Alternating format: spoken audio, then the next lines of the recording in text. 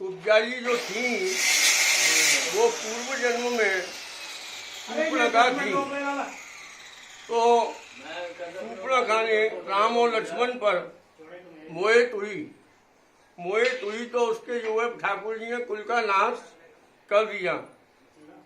सूर्पणखा बोली कि मेरा क्या इसमें दोष था जो मेरे कुल का नाश हो गया। तो भगवान बोले कि तेरा ही इसमें सब कुछ था, तूने ही इस कुल का अपने का नाश कराया है। तो भगवान से बोली कि मैं इस जन्म में आपको नहीं पा सकी, उस कोई जब भी आपका जहाँ जन्म हो वहाँ मैं आपको पा सकूं।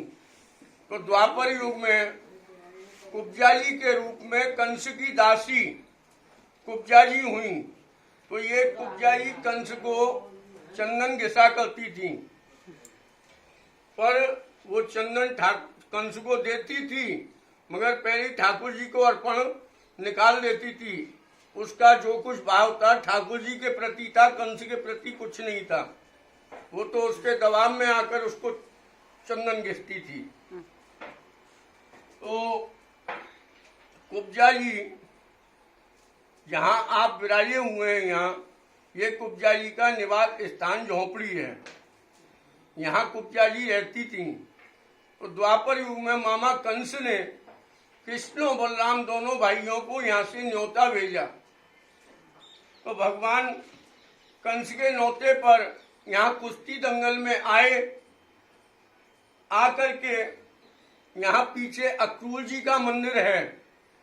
तो अक्रूर जी ने उनको अपने रथ से वहां उतारा है। तो भगवान कृष्ण और बलराम दोनों आगे बढ़ते हुए आए हैं। तो बड़ी ही जय जयकार हुई है।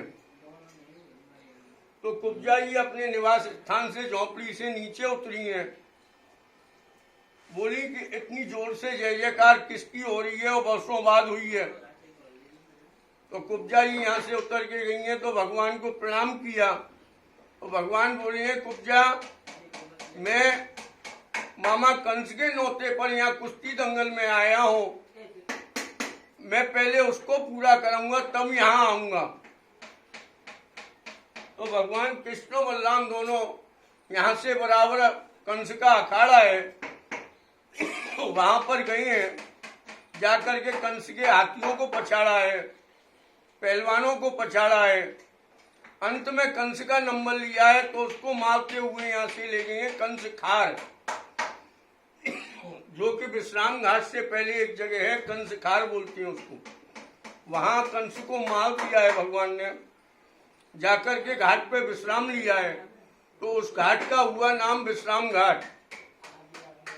भगवान ने विश्राम लेकर के चतुर्वेदियों ने, ब्रजवासियों ने, सबने उनकी आरती उतारी है। अब भगवान में और दाऊ जी में दोनों में आपस में झगड़ा सा हुआ, बहस हुई। तो भगवान कृष्ण बोले कि कंस को मैंने मारा है। दाऊ जी बोले कंस को मैंने मारा है। इसका आनंद लेने के लिए भगवान शंकर प्रकट हो गए। उन्होंने कहा रंग है, दोनों भाइयों का रंग है। तो यहाँ रंगेश्वर महादेव की स्थापना ये आपके कंस अखाड़ा के पास हुई। अब कृष्ण बलराम दोनों भाइयों में चर्चा हुई। तो बलराम जी कृष्ण से बोले कि भाई अपना सारा कार्य यहाँ हो चुका है, अब यहाँ से वापस चलो। तो भगवान बोले नहीं, मैं तो ऐसे वहां कुब्जा को वचन दे आया हूँ, पहले मैं वहां जाऊंगा। तो दाऊ जी बोले हैं कि तू तो छलिया है, जाने किस किस को वचन देता फिरता है।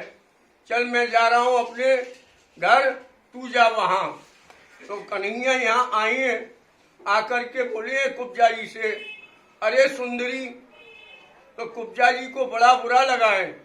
वो खिस्यानी होकर के बोली है, अरे कन्हैया, मैं तुझे कहाँ से सुंदरी नजर आई। तो भगवान बोले कि मैं तेरी अंदर की सुंदरता है उसका व्याख्यान कर रहा हूँ, ना कि बाहरी सुंदरता का। उसी समय कुब्जा जी ने जो ठाकुर जी को चंदन रखा था वो चंदन माथे पर लगाया है। तो कुब्जा जी के सीधे पैर के अंगूठे पर अंगूठा रखकर भगवान ने जो है उसको थोड़ी पकड़कर ऐसे सीधा किया तो उसका जो 3 जगह से कुप्प था वो वहीं खत्म हो गया और उसको इतनी सुंदरता प्रदान कर दी जिसका कोई वर्णन नहीं कर सकता।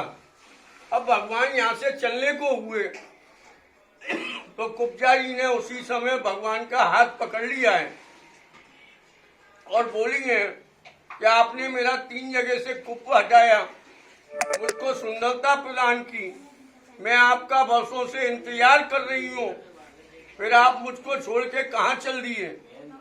तो भगवान ने तुरंत इनके साथ विवाह किया है।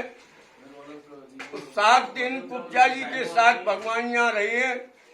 उसके बाद नंद बाबा इनको यहाँ से ले गए हैं। बोलिए कुब्जा कृष्ण भगवान की जय।